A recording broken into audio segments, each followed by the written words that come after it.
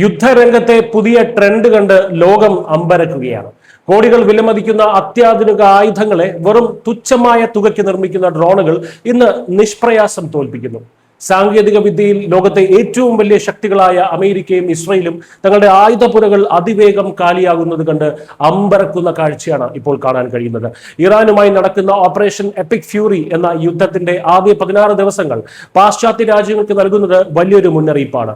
ശത്രുക്കളുടെ വളരെ വില കുറഞ്ഞ ഡ്രോണുകളെയും മിസൈലുകളെയും തകർക്കാൻ അമേരിക്കയും ഇസ്രയേലും ഉപയോഗിക്കുന്നത് കോടിക്കണക്കിന് ഡോളർ വില വരുന്ന അത്യാധുനിക പ്രതിരോധ മിസൈലുകളാണ്. കണക്കുകൾ കേട്ടാൽ ആരും ഞെട്ടും. കഴിഞ്ഞ 2 ആഴ്ചയ്ക്കുള്ളിൽ മാത്രം 11,000-ലധികം ആയുധങ്ങളാണ് അമേരിക്കൻ സഖ്യസേന ഉപയോഗിച്ചത്. ഇതിന്റെ ആകെ ചെലവ് വരുന്നത് ഏകദേശം $26 ബില്യൺ. കോടിക്കണക്കിന് രൂപയുടെ ഈ പ്രതിരോധ സംവിധാനങ്ങൾ ഇത്രയധികം ഉപയോഗിക്കുന്നത് കണ്ട് യുക്രൈനിൽ നിന്നുള്ള സൈനിക ഉപദേഷ്ടാക്കൾ പോലും അത്ഭുതപ്പെടുകയാണ്. യുദ്ധത്തിന്റെ ആദ്യ 4 ദിവസങ്ങളിൽ മാത്രം 5000-ലധികം ആയുധങ്ങളാണ് സഖ്യസേന ഉപയോഗിച്ചത്. ഇപ്പോൾ ഇറാന്റെ ആക്രമണങ്ങളുടെ വേഗത 80 മുതൽ 90% കുറഞ്ഞിട്ടുണ്ടെങ്കിലും ദിവസേന ശരാശരി 33 മിസൈലുകളും 94 ഡ്രോണുകളും അവർ ഇപ്പോഴും വിക്ഷേപിക്കുന്നുണ്ട്. ഇതിനെല്ലാം പ്രതിരോധിക്കേണ്ടി വരുന്നതിനാൽ സഖ്യസേനയുടെ വിലപിടിപ്പുള്ള ആയുധ ശേഖരം അതിവേഗം ചോർന്നു പോകുകയാണ്. ഇതിൽ ഏറ്റവും വലിയ പ്രതിസന്ധി എന്നാൽ വളരെ പെട്ടെന്ന് നിർമ്മിച്ചെടുക്കാൻ കഴിയാത്ത ദീർഘദൂര മിസൈലുകൾ പോലെയുള്ള സുപ്രധാന ആയുധങ്ങളാണ് ഇപ്പോൾ കൂടുതലും തീർന്നു പോകുന്നത്.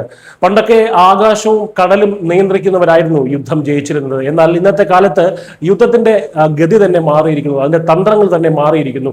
ഇതിനെ വിദഗ്ധർ വിളിക്കുന്നത് കമാൻഡ് ഓഫ് ദി റീലോഡ് എന്നാണ്. അതായത് ആർക്കാണോ യുദ്ധസമയത്ത് ആയുധങ്ങൾ തീരുന്നതിനനുസരിച്ച് വേഗത്തിൽ ആയുധങ്ങൾ നിർമ്മിച്ചു നൽകാനും വിതരണം ചെയ്യാനും കഴിയുന്നത് അവരെ യുദ്ധത്തിൽ തോൽപ്പിക്കാനാവില്ല. അമേരിക്കയ്ക്ക് പോലും ഉയർന്ന ശേഷിയുള്ള സ്ഫോടക വസ്തുക്കൾ നിർമ്മിക്കാൻ ഒരൊറ്റ കേന്ദ്രം മാത്രമാണുള്ളത്.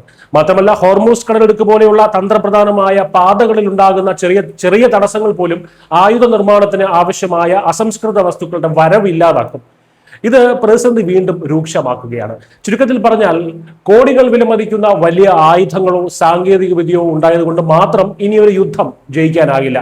ശത്രുക്കളുടെ എണ്ണമറ്റ ചെറിയ ഡ്രോണുകൾക്ക് മുന്നിൽ പിടിച്ചു നിൽക്കണമെങ്കിൽ അതിവേഗം ആയുധങ്ങൾ നിർമ്മിക്കാനുള്ള വ്യാവസായിക ശേഷി കൂടിയേ തീരൂ. അല്ലെങ്കിൽ ലോകത്തിലെ ഏറ്റവും വലിയ സൈനിക ശക്തികൾ പോലും വില കുറഞ്ഞ ആയുധങ്ങൾക്ക് മുന്നിൽ മുട്ടുകുത്തുമെന്ന വലിയ പാഠമാണ് പശ്ചിമേഷ്യൻ യുദ്ധത്തിൽ നിന്ന് ലോകത്തിന് മനസ്സിലാക്കാൻ കഴിയുന്നത്. News desk Malayalam.